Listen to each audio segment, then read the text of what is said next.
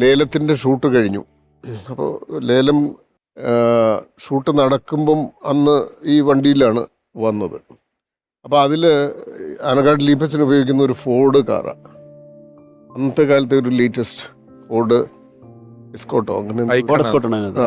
അപ്പോൾ അത് കണ്ടപ്പോൾ പറഞ്ഞു, എടാ എനിക്ക് ഈ മാരുതി കൊടുത്തിട്ട് ഒരു ഫോർഡ് എസ്കോട്ട് വാങ്ങിക്കണം. ഞാൻ പറഞ്ഞു, വാങ്ങിക്കരുതോ? അവൾ സമ്മതിക്കത്തില്ല, നീ അവളെ ഒന്ന് വിളിച്ച് പറ. എന്നിട്ട് ഞാൻ ചേച്ചിയെ വിളിച്ച് പറഞ്ഞു, ഞാൻ ചേട്ടനിങ്ങനെ ഈ മാരുതി നടക്കുന്നതിന് പകരം ഇച്ചിരി ഒരു വലിയ കാറ് നടക്കണമെന്ന് ആഗ്രഹമുണ്ട്, അത് ചേച്ചി സമ്മതിക്കുന്നില്ല എന്ന് പറഞ്ഞു. ഞാനങ്ങനെ സമ്മതിക്കാഞ്ഞിട്ടൊന്നുമല്ല എന്ന് പറഞ്ഞാൽ അങ്ങനെ ചേച്ചി പറഞ്ഞ് വാങ്ങിച്ചോട്ടെ, ആഗ്രഹമല്ലേ. പക്ഷെ ആഗ്രഹം നടന്നില്ല. പക്ഷെ ആ വണ്ടി നന്നായിട്ടുണ്ട്. കാരണം എന്നെക്കാട്ടി കൂടുതൽ എൻ്റെ മകനാണ് അത് മെയിൻറ്റെയിൻ ചെയ്തുകൊണ്ടിരുന്നത്. ഇപ്പോഴും നല്ല പെർഫെക്റ്റ് കണ്ടീഷൻ. ബ്രൗൺ ഒരു chocolate colour ambassador, Neptune blue അല്ല ഒരു അംബാസഡർ ഉണ്ടായിരുന്നു 1788. 1788. ഈ ലേലത്തിന്റെ സോമേട്ടനെ കൊല്ലുന്ന സീക്വൻസ് ഉണ്ടല്ലോ, അത് ആർട്ടിഫിഷ്യൽ മഴ വെച്ചിട്ടൊക്കെയാണോ? ഭയങ്കര സംഭവം. നമ്മള് ഡേ ഫോർ നൈറ്റ് ആണ് അത് ഷൂട്ട് ചെയ്തത്.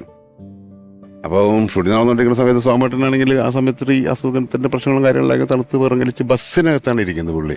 അപ്പോൾ ഞാനും സുബേറും കൂടെ വന്ന് പുള്ളിയോട് സംസാരിക്കുന്നു. അപ്പോൾ പുള്ളി എന്തിയാടാ അങ്ങനെ എന്താ വണ്ടി എവിടെയാടാ അവരോട് ചോദിച്ചിട്ട് ഇങ്ങനെ കൊണ്ടാക്കി തരാം. ജർമ്മനല്ലയോ? വലിയ പോപ്പുലർ ഡയലോഗ്സ് ആണ്. അപ്പോൾ എവിടെയാടാ വണ്ടി എവിടെ കിടക്കുന്നു? നമ്മൾ പറയുന്ന ഇത് അവിടെ കിടക്കുന്നു. ഓ എന്നാടാ കുടയൊന്നും ഇല്ലേ? രണ്ടുപേരുടെ പേര് എന്നാടാ ഒരു ചുറ്റുകളി. പിന്നെ ചോദിക്കുന്നുണ്ട്, നിനക്ക് എത്രയാടാ മക്കള്? അപ്പോൾ ഞാൻ പറഞ്ഞു 2. അവന് എന്നാടാ നിനക്കായില്ലേ എന്ന് പറഞ്ഞ്. അപ്പം ഞാൻ പറഞ്ഞേ ഈ ഷോട്ട് എടുക്കുന്നത് ഞാൻ ജോത്സാനോട് സാറേ ഇത്രയും നല്ലൊരു മനുഷ്യനെ കൊലയ്ക്ക് കൂട്ടുകാൻ എന്നെ കൊണ്ട് പറ്റില്ല എന്ന് പറഞ്ഞു. അപ്പോൾ ചോദിച്ചിട്ട് പോയി അഭിനയിക്കണേ. അത്രയും ഒരു നല്ലൊരു കാണുമ്പോഴും ഇവരുടെ വിശേഷമാണല്ലോ ചോദിക്കുന്നത്. കൊല്ലാൻ വന്നാണെന്ന് അരയിൽ എന്നാടാ എന്ന് ചോദിക്കുന്നുണ്ട്, എന്നാടാ ഒരു പരിഭ്രമം എന്നും ചോദിക്കുന്നുണ്ട്. അപ്പം മനസ്സിലായി കൊല്ലാനാണെന്ന്.